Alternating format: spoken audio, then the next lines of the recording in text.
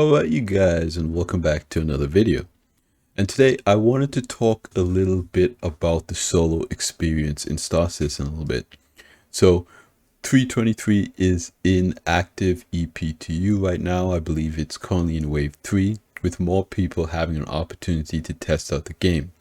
And with that, engineering experimental mode in Arena Commander.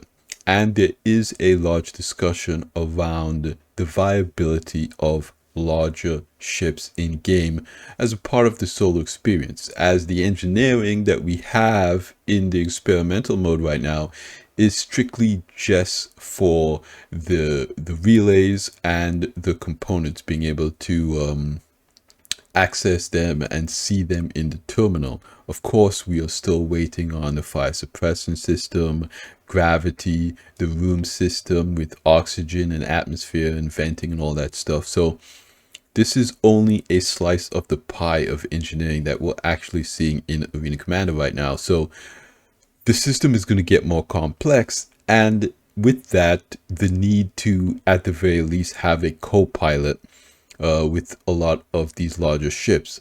I know there is also that, side of the community who, would say that, when engineering comes out, it's not that you won't be able to solo these ships, because you will.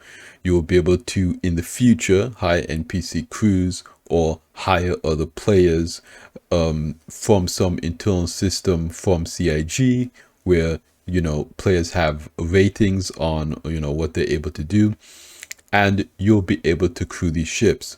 And also at stations, you'll be able to have your ship automatically maintained by the workers at the hangar or the spaceport. So they will essentially tune your components and do all that stuff. You will be able to pay a service fee, just like right now when you land.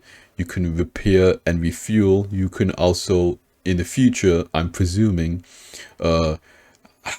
pay some type of fee to have the NPCs check your components and make sure everything is repaired. And I'm assuming there will be some cost to do that. So rather than having an NPC crew or another player maintain your components, there will be some kind of fee and timer. But it really puts into perspective the solo experience, because of course Star Citizen is an MMO, and with that, the likelihood of playing with other players is going to increase with server meshing, with server performance, and ultimately what we want is a game where we feel all connected, where the servers are going to grow. CIG recently tested 200 players, 400 players, and even 800 players in a single shard instance. Moving forward, these tests will more likely continue, and the game will get larger. You'll be able to see more players in the world and interact with more people when you're ready to do missions. But in every MMO, there are those individuals who are lone wolves. They like to play by themselves. They like to experience the game around other people, but by themselves. And that is a legitimate way to play an MMO, and is a very popular way to play MMO, where you play the MMO for the ability to interact with other players, but your main goal is to experience this game by yourself. And with that, there is a consideration for your fleet and the ships that I think would be very viable. So in today's video, I want to kind of talk about the solo experience and a solo fleet. What would be the ideal solo fleet, so to say, on paper? So this is, again, just an imagination type video, where we're just going to go through, I'm going to talk about ships that have high potential for being quote unquote the ultimate solo fleet. Okay, what would that fleet look like? Okay, so I want to start off with my top ships. These are ships that I think personally would be the ultimate solo fleet, the ultimate solo ships. Okay. And I'm going to go through my reasoning of, why I think that, and my criteria for the perfect solo fleet. So for start off, you want a ship that is a good daily driver, a ship that you can go most places, a ship that you can do a lot of different content with. Second ship you're going to want is a primary cargo ship. I believe that everyone in this game should do some type of cargo hauling mission, should do some type of trading, or if you want to carry ground vehicles or have your friends go along with you at some point, because even as a solo player, you might want to do some content with friends. And the last is an industrial ship. This is your primary money maker, something that you can really, spend a lot of time in by yourself, just grinding away, making a lot of money. Okay.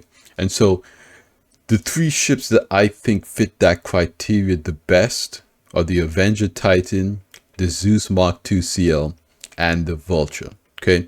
For the Avenger Titan as a daily driver, this is a ship that I always go back to. I have many ships in my fleets, very large ships, and as a daily driver, this ship is excellent because it has, that ramp at the back, and it has the canopy that you can exit to EVA.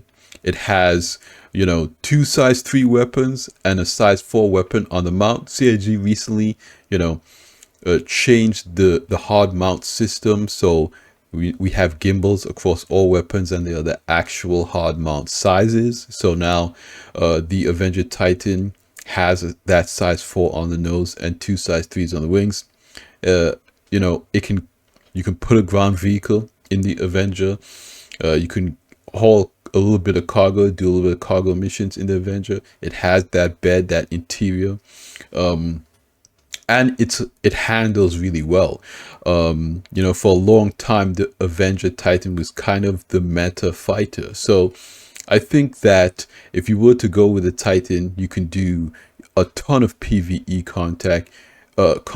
You can go to distribution centers, bunkers, those small outposts, hauling a little bit of cargo. You can, do a little bit of racing, whatever you want to do. The Avenger Titan kind of has all of that stuff covered, in my opinion. So for a daily driver, I think the Avenger Titan is number one. And then for cargo, I would say right now, I think the Zeus is number one, just based off specifications. I don't know how it handles because it's not in a game yet, but you do have those 3 seats. So if you want to bring along a friend, they do have access to the bottom mounted turret that is on this thing. Pilot control guns are very good. You have that exit at the front. There's a ladder at the front underneath the ship, so you don't always have to exit out the back ramp. Okay. And it has 150 SCU of cargo capacity. It also has, a ton of shields and whatnot. So in my opinion, this ship, kind of checks all of the boxes for that ship where you want to do a little bit of multi-crew, you want to do cargo, you want to carry ground vehicles. In my opinion, this is kind of the number one ship specifications wise. Again, I don't know how it handles in game, but right now that's my number one. And then in terms of industrial, I would say the Vulture is my number one. I personally really like salvage, but what I like about the Vulture is it has those amenities inside. It has that suit locker, of course, a bed to log out in, the restroom, and it has that kind of cargo area on the bottom. So if you want to bring a ground vehicle, if you want to, tractor beam things from doing different missions, you have the ability to do that with the Vulture. I use this ship a lot. I am, very excited about salvage. Salvage was a feature that I was waiting for a long time, and in my opinion, it doesn't disappoint. It's the gameplay that I'm most excited about, so this would be my number one. If I were to only have 3 ships in this game right now, these are the 3 ships that I would go for. This would be, in my opinion, the ultimate solo fleet. Okay. Next, we go on to a tier below that, I think, in my personal opinion. We have the 315p. As a daily driver, I think this is also a pretty good choice. Okay, it's got that tractor beam at the front. It's got two size 3 weapons, two size 1 shields. It has that cargo compartment on the bottom, of course, a bed to log out in. But its downsides is it only has that one exit, and it can't really carry a ground vehicle. Okay, then the Freelancer Max for cargo, it basically checks all the same boxes that the Zeus Mark II CL does, but its only primary downside, in my opinion, to the Zeus CL is it has a little bit less cargo. So the Zeus CL has 150 SU and the Max has 122. I mean, that's nothing to shake your head at. That's still a ton of cargo, but it is just a little bit less than the Zeus. Okay, then for industrial, I have the Prospector here. The Prospector is a ship that I've used for a long time before the Vulture came out. You could make a ton of money with mining. For the longest time, it was the best money maker in game. It still is way up there. You can make a ton of money by mining. In my personal opinion, the salvage gameplay is just a little bit more engaging for me personally.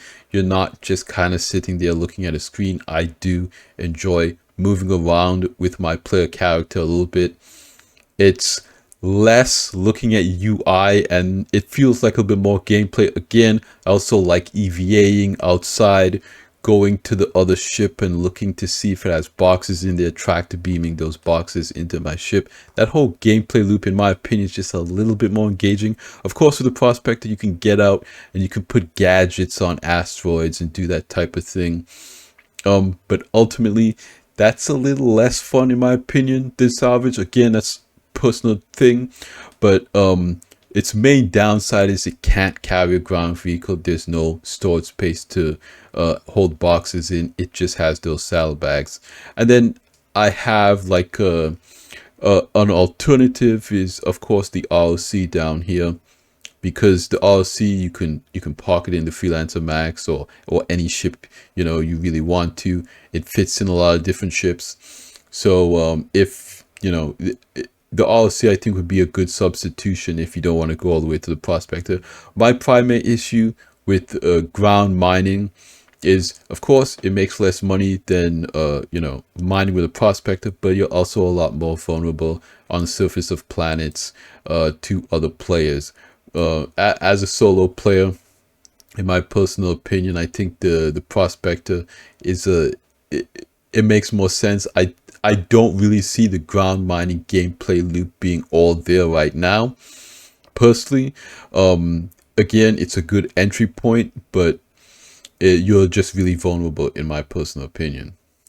Then we have the Nomad. Okay, so the Nomad I put below the 315p and the Avenger because it is it is a little bit more expensive to get into, and the only reason it's again below those two is because kind of the price in game and with real money.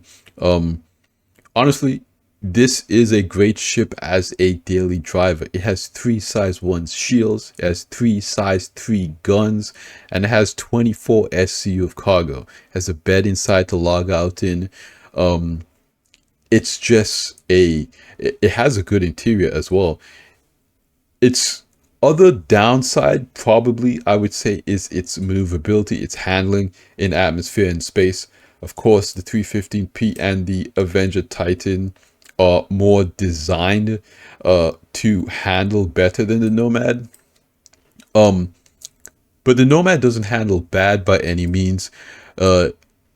And even with its shields and DPS, I would still say the Avenger Titan is going to come out on top in terms of combat for sure. If you want to do, PvE content, having that size 4 gun on the nose, you have a little bit more DPS on the Titan, even though it's cheaper.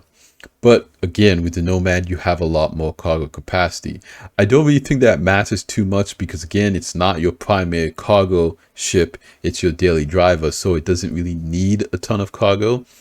but in, you know, the Nomad is still a great daily ship.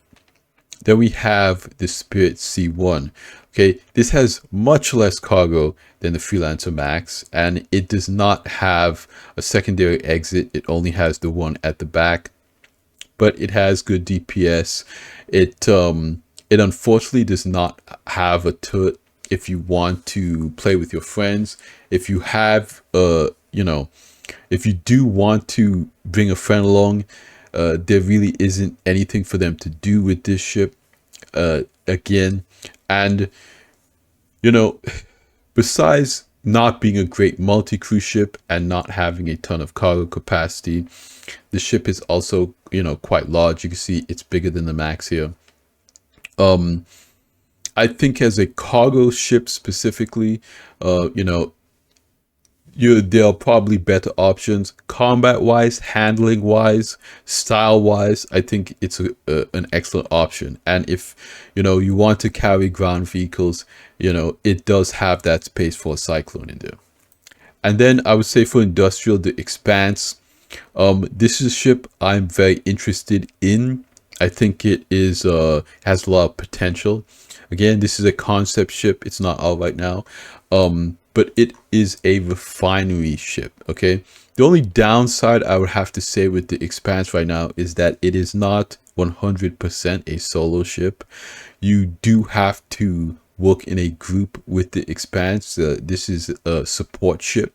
So if you have an Expanse and you're a solo player, you would have to join an org or join a group, or, you know, go out and make certain deals with other players in game. For instance, if somebody is prospector mining, you might be able to, you know, hop in global chat and offer your services to refine their ore for them or something like that. So again, this is a ship that you can't do the entire gameplay loop by yourself. You will need to interact with other players to make money with the Expanse. And so for that reason, I think it's below the Prospector. Okay, then as a daily driver, I have the Sulin on here. Okay, so the Sulin has 3 size 3 guns, 2 size 1 shields, and it has 6 SC of cargo capacity. It also has a fairly decent interior with a suit locker, a bed to log out in, and whatnot. It is a very unique ship. In my opinion, it just isn't as good as the Nomad and the Avenger and the 315P because of the way it flies and lands and handles. I honestly think that CIG should have given it a rotating pilot seat so you could, you know, still take off normally from hangars and whatnot. And then once it kind of transforms, you know, into the flight mode, you can fly head on. But the seat is pretty much fixed, pointing straight up. So you always have to kind of do that VTOL takeoff and landing. It's just kind of a weird ship in that aspect. So for that reason, I don't think it makes a good daily driver because you always have to deal with the way it takes off and lands, and it's kind of awkward in size and the way it is to land and maneuver. Again, there are just better options than it, in my opinion. And then we have the Raft. Okay, the reason why the Raft is below the C1, in my opinion, is because there's no way to carry a ground vehicle. That's kind of a major feature, in my opinion, of this this tier of ship, is you do want, you know, that potential to carry a ground vehicle. And there's no potential to carry a ground vehicle with the Raft, but it does have more cargo capacity than the C1. So as a cargo hauler, you know, you can do that. Now, it also, if you want to have a friend along with you, it does have a turret. So your friend can, you know, fire weapons. This is not really a ship that I would get into combat with though. And it isn't the most maneuverable ship, but it does have a pretty good interior with amenities. Again, it's just, it has great fuel range. It's just lacking in that major area to be able to carry a ground vehicle.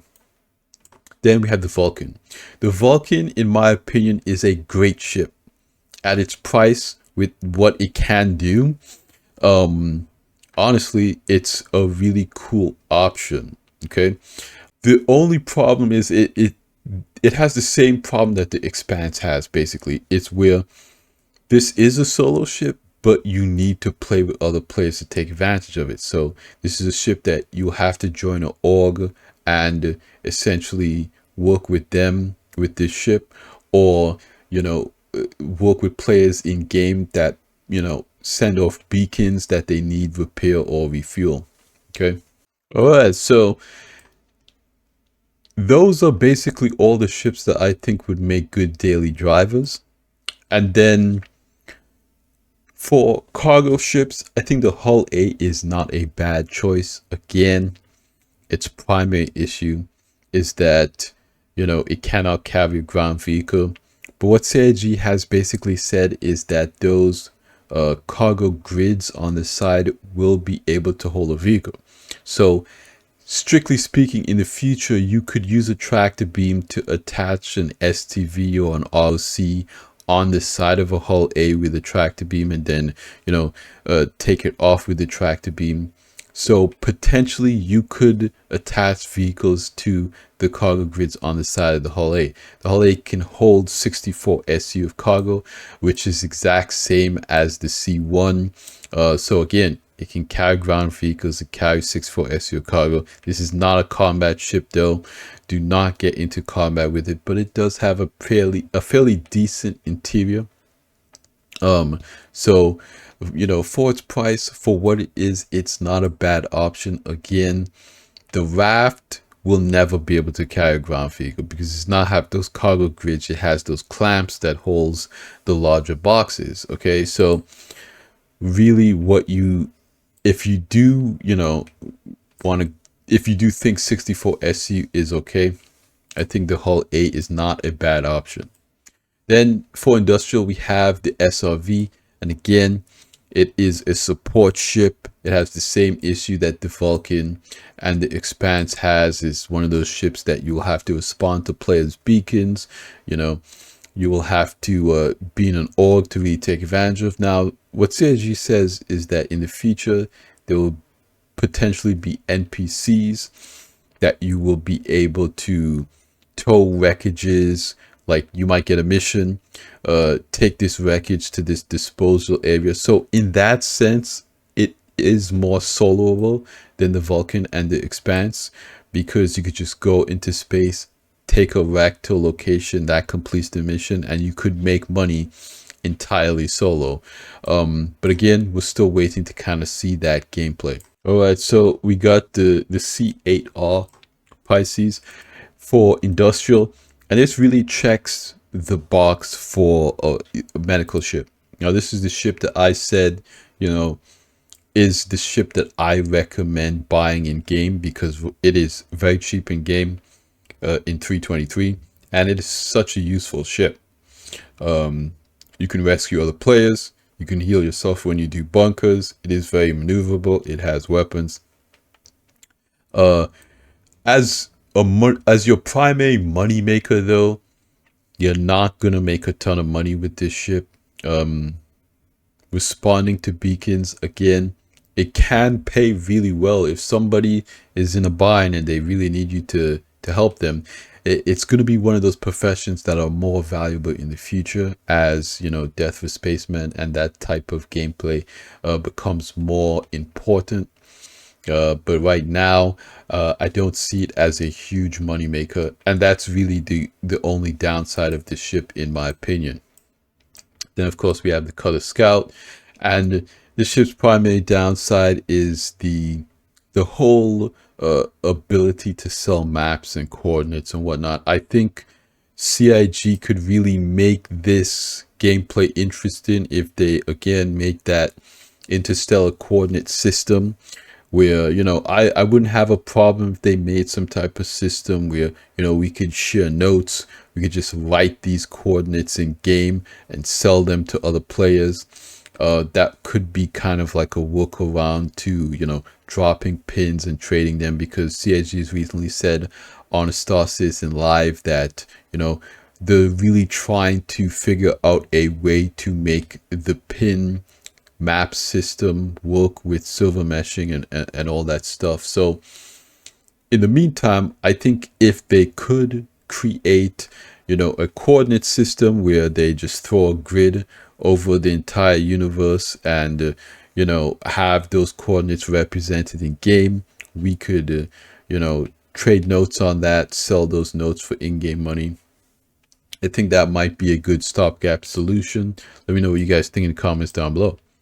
Then lastly, we have the Herald. The Herald is, the primary data running ship. You will be able to, presumably, I guess, do hacking and gather information and move it around the verse. This is, part of the gameplay for the ship is, I guess, kind of like box deliveries. You would go to a location, get the data, take it to a station, a comm relay or whatnot, upload the data.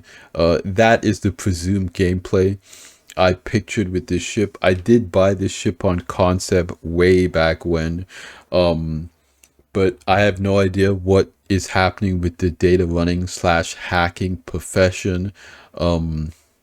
So I really can't say too much about the ship and how much money it could potentially make. But it is a cool ship and it is the fastest ship. I believe it's the fastest ship in game right now, or still is the fastest ship in game.